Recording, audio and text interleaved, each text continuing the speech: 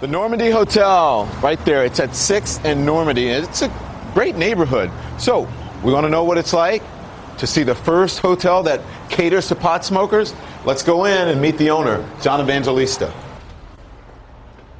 Are you John? Yeah, Don. Hey, nice to meet you. This is really cool, man. Good to meet you. I like these. Yeah, it's crystal chandeliers. Been this way? That's original? I think it's original from about 1926 when it was built. The Normandy and California have come a long way since Hollywood's golden era, when alcohol was illegal. So that the stars could parade. Now, not only is medical marijuana legal here, but the state may be on its way to allowing adults to use it just like liquor. Already, there is interest. What are you guys doing here? We're actually looking at the building, just walking around, having a look. What do you think of his idea? I like it a lot. I like it a lot, actually. Yeah. Because if this is the only hotel that allows that, that's huge. But a tour of the four-story, 106-room hotel reveals a major overhaul is needed. You got a lot of work, though, ahead of you. Yeah, that's true. He hopes to be ready if voters approve the ballot measure in November. But medical marijuana users are already welcome at the hotel. I'm Don. Nice to meet you.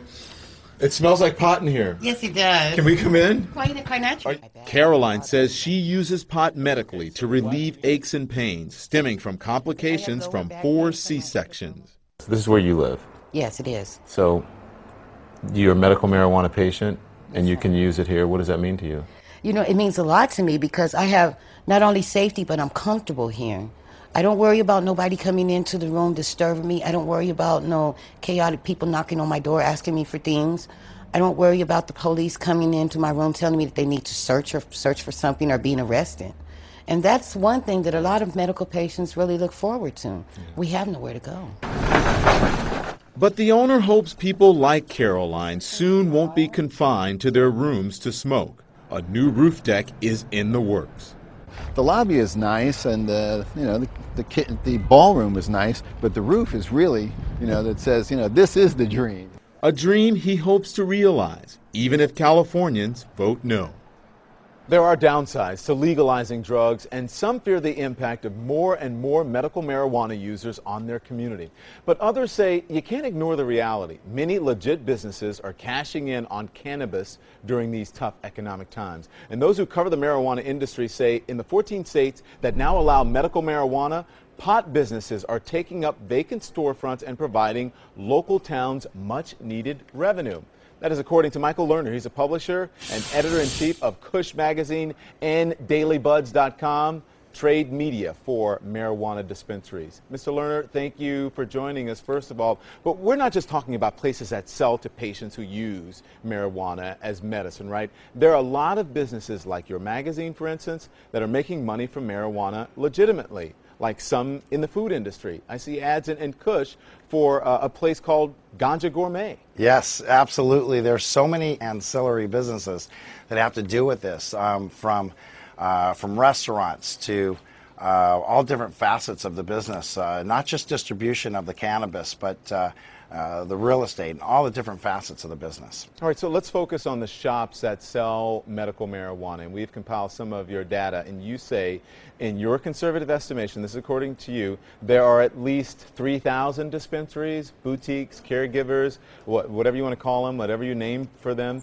in varying states that sell medical marijuana. On average, each place employs about 7 people and serves anywhere from 10 to 300 patients a day. Is that right? That's correct. In fact, there's over 30,000 jobs that have been created most recently amongst the states of California and Colorado by themselves. And some people can serve as many as, 300 people a day? So how much money are these places making a day here? Well, they go anywhere from 10 patients a day to 300 patients a day, but there's 2 different facets here. Colorado's a for-profit state, and California is a not-for-profit state. So it's a business, absolutely a business. I mean, we're talking about the gold rush of 2010. And local towns and states, are they collecting taxes? You've observed that states are learning from each other, such as Colorado. You saw what was happening in California, and you decided to do things differently. Explain that. In Colorado, there's over 100,000 patients right now that have paid the state fees of $90 per person. That's over $9 million.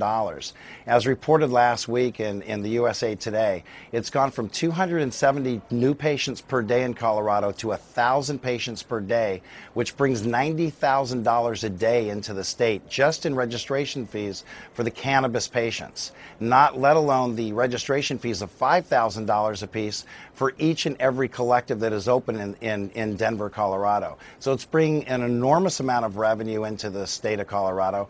It's got commercial real estate has been taken across the board. It is doing a huge boost to the economy. And you're talking about over 30,000 jobs that have been created with no federal assistance.